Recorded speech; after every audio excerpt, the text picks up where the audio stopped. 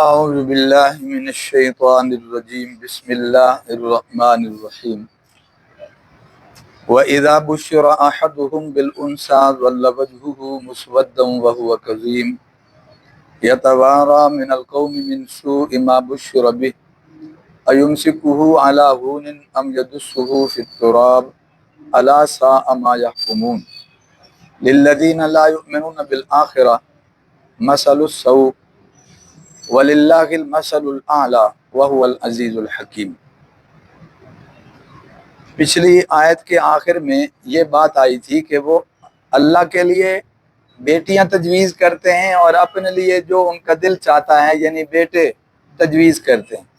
اب اس پر اللہ فرما رہے ہیں دیکھو بیٹیوں کے حوالے سے وہ کیا ذہن رکھتے ہیں۔ اللہ کے لیے بیٹیاں تجویز کرنے کا مطلب بھی ان کا گھٹیا پن ہے کہ وہ بیٹیوں کو اچھا نہیں سمجھتے اور وہ اللہ کے کھاتے میں ڈال رہے ہیں اور اللہ کے لیے تجویز کر رہے ہیں یہ، ورنہ اللہ کو تو نہ بیٹیوں کی ضرورت ہے نہ بیٹوں کی۔ ان کی اپنی سوچ کی عکاسی ہے کہ کتنا گھٹیا پن اس میں پوشیدہ ہے، وہ بیان ہو رہا ہے۔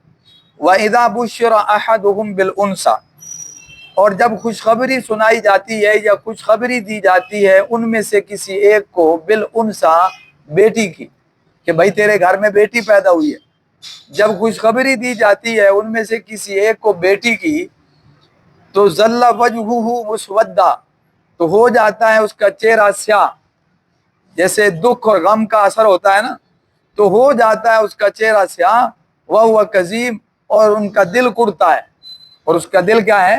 دل کڑتا ہے، دل تنگ ہوتا ہے۔ یتوارا من القوم من سوء ما بشر بہ، یتوارا، اور چھپاتا ہے وہ قوم سے، من سوء، اس برائی کی وجہ سے، ما بشر بہ، جس کی اسے خوشخبری دی گئی، یعنی نعوذ باللہ وہ بیٹی کو برائی سمجھتے ہیں تو وہ اس برائی کی خبر پہنچنے پر اپنی قوم سے منہ چھپاتا پھر رہا ہے کہ میری بیٹی پیدا ہوئی ہے۔ تو یہ جو لفظ ہے نا برائی کا، اس کو ہمارے استاد کہتے تھے آج کی زبان میں اس کو آپ کہہ سکتے ہیں آر، فلانے کو کیا محسوس ہوتی ہے؟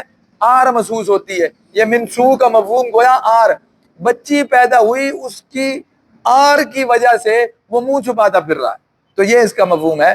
یتوارا من القوم من سوء ما بشر بہ، تو وہ چھپاتا پھر رہا ہے قوم سے اس برائی کی وجہ سے، چھپاتا پھر رہا ہے قوم سے اس برائی کی وجہ سے، یعنی آر کی وجہ سے، جس کی اسے کیا دی گئی ہے؟ خوشخبری، بیٹی۔ اچھا اب اس کے اندر کیا خیالات آتے ہیں؟ طرح طرح کے اس کو برے خیال آتے ہیں، وہ سوچتا ہے آر کی وجہ سے کہ ایمسکہ علی ہون، کہ اسے روکے رکھے ذلت پر، ام یدسہ فی التراب، یا اسے گاڑ دے مٹی میں، یعنی اسے روکے رکھے ذلت پر کا مطلب ہے کہ اسے زندہ چھوڑوں تو روز ذلت برداشت کرنی ہوگی کہ یہ بیٹی ہے، پھر یہ بڑی ہوگی، پھر کوئی میرا داماد کہلائے گا، یہ اب اس کے ذہن میں ہے کہ اس کا زندہ رہنا ہے تو ذلت اٹھانی ہوگی، اور یا پھر اس کو زمین میں کیا کر دوں، گاڑ دیے۔ اس کو خیالات آتے ہیں بیٹی کے پیدا ہونے پر ہی اس کو یہ خیالات آنا شروع ہو جاتے ہیں۔ تو ام یدسہ فی التراب، تو فرمایا ایمسکہ علی ہون، کہ یا روکے رکھے اسے ذلت پر یا گاڑ دے اسے مٹی میں۔ الا ساء ما یحکمون، الا، خبردار، ساء ما یحکمون، برا ہے جو وہ فیصلہ کرتے ہیں، برا ہے جو وہ فیصلہ کرتے ہیں۔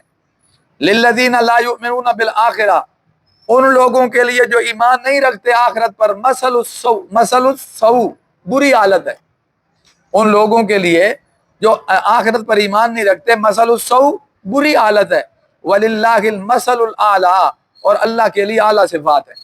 اللہ کے لیے وہ اپنے لیے بیٹے تجویز کر بھی لیں خیر ان کے لیے نہیں ہے، اور اللہ کے لیے بیٹیاں تجویز کرتے بھی رہیں تو اللہ کی تو اعلیٰ صفات ہیں، اس کو ان چیزوں کی ضرورت نہیں ہے، اور اللہ کے لیے اعلیٰ صفات ہیں۔ وہو العزیز الحکیم، اور وہ زبردست ہے، حکمت والا ہے، زبردست ہے، سب کچھ کر سکتا ہے اپنے لیے بھی، اور اسی طرح ان کی ہلاکت کا سامان بھی کر سکتا ہے، حکمت والا ہے، وہ مہلت دیتا ہے اور نرمی کرتا ہے۔ توجہ فرما لیں کتنا گھٹیا پن ہے کہ جو چیز اپنے لیے پسند نہیں کرتے وہ اللہ کے لیے تجویز کر رہے ہیں کہ جی اللہ کی بیٹیاں ہیں۔ یعنی اللہ کے بارے میں یہ بات گھڑنے پر آ ہی گئے تو وہ بھی بیٹیاں گھڑ دیں،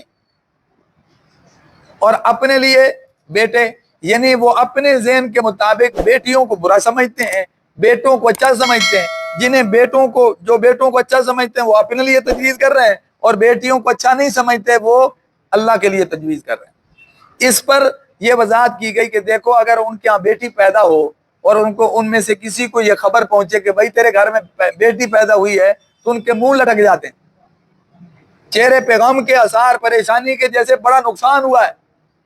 حالانکہ علماء نے لکھا ہے کہ آج بھی ایسے لوگ ہیں جن کی بیٹیاں پیدا ہوتی ہیں تو ان کے ایسے ہی تاثرات ہوتے ہیں اور ان کے اوپر غم کے ایسے اثار ہوتے ہیں، اور کئی لوگ تو بیویوں کو طلاق تک دے دیتے ہیں، بیویوں کو قتل کر دیتے ہیں، بیٹی کیوں پیدا ہوئی؟ حالانکہ عقل کے اندھے یہ نہیں سوچتے کہ یہ تیری بیوی ہے تو یہ بھی کسی کی بیٹی ہے تو تیری بیوی ہے نا، جو تیری ماں ہے اگر کوئی بھی بیٹیاں نہ لیتا تو تیری ماں کیسے ہوتی بھائی، تو کیسے ہوتا؟ یہ صحیح ہے کہ بیویاں سب چاہتے ہیں، بیٹیاں کوئی نہیں چاہتا، مائیں سب کی ہیں، بیٹیاں کوئی نہیں چاہتا، اس لیے رسول اللہ صلی اللہ علیہ وسلم نے بیٹیوں کی پرورش پر زیادہ اجر و ثواب بیان فرمایا، نبی کریم صلی اللہ علیہ وسلم نے۔ تو آج بھی اگر کوئی بیٹی کی خبر ملنے پر اسی طرح جو ہے نا وہ غم زدہ ہوتا ہے اور دکھی ہوتا ہے تو یہ کافروں والی حرکت ہے، مسلمانوں والی حرکت نہیں ہے۔ حالانکہ یہ سب اللہ کا انتخاب ہے، جس کو جی چاہے وہ بیٹی دے، جس کو چاہے بیٹا دے۔ آپ قرآن پڑھیں نا تو جہاں اللہ نے بیٹیوں اور بیٹوں کا ذکر کیا ہے نا تو یہاں لمن یشاء اناسا و جہاں لمن یشاء الذکور، وہاں بیٹیوں کا ذکر پہلے، بیٹوں کا ذکر بعد میں۔ حالانکہ بیٹے، سارے بیٹے چاہتے ہیں کہ جناب میرا جو ہے نا وہ قائم مقام بنے گا یا میرا وارث بنے گا۔ انبیاء علیہ السلام میں سے جن کی قرآن میں دعاؤں کا ذکر آتا ہے نا وہ بھی بیٹوں کے طلبگار ہیں۔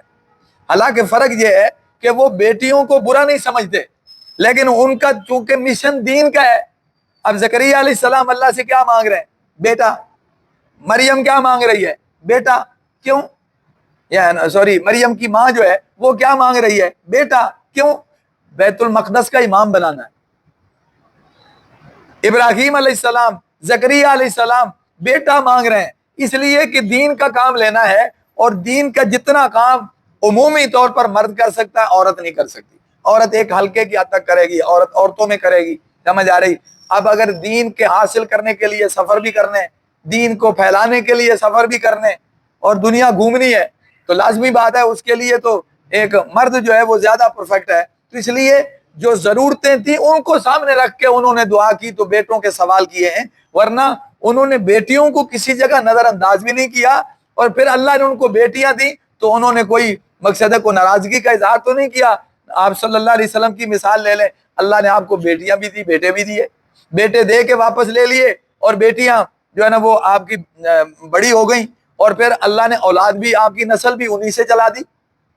سمجھ آ رہی بات؟ اور پھر نبی کریم صلی اللہ علیہ وسلم اسی بری رسم کا خاتمہ بھی فرماتے ہیں، کلا کما کرتے ہیں۔ اس دور میں جب بیٹیوں کو زندہ درگور کیا جا رہا تھا، آپ بیٹیوں کے پرورش کے ثواب بتا رہے تھے، سمجھ آ رہی؟ جنت کا حقدار بتا رہے تھے، اور آپ صلی اللہ علیہ وسلم فرما رہے تھے کہ جس نے 2 بیٹیوں کی پرورش کی اور ان کی شادی کر دی تو میں ان کی سفارش کروں گا، جنت ان کے لیے لازم ہو گئی۔